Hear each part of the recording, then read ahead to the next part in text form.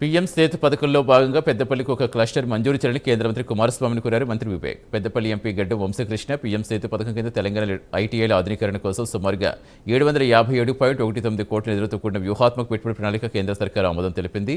ఈ పథకం ద్వారా రాష్ట్రంలో పారిశ్రామిక భాగస్వామ్యంతో కూడిన నైపుణ్య శిక్షణ అందించనున్నారు. అందులో భాగంగా తెలంగాణకు 4 క్లస్టర్స్ మంజూరయ్యాయని మంత్రి వివేక్ తెలిపారు.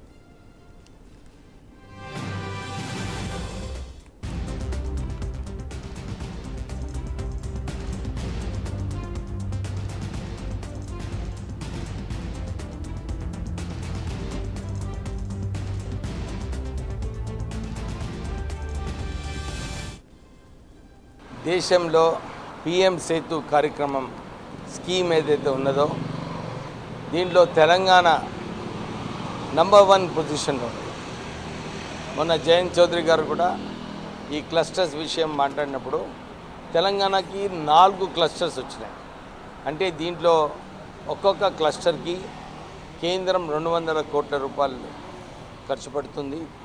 రాష్ట్ర ప్రభుత్వం 80 కోట్లు, ప్రైవేట్ స్పాన్సర్ ఎవరైతే ఉంటారో ఈ క్లస్టర్స్కి వాళ్ళు 40 కోట్లు ఖర్చు పెడతారు.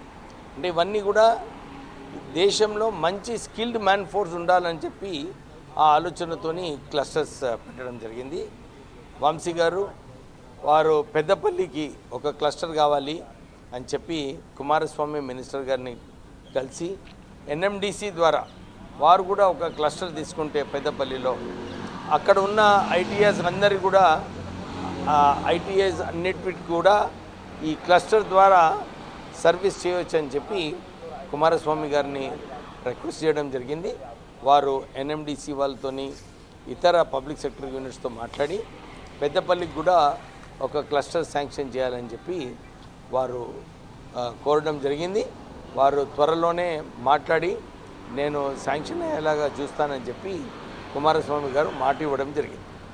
దేశంలో పిఎం సేతు కార్యక్రమం స్కీమ్ ఏదైతే ఉన్నదో దీంట్లో తెలంగాణ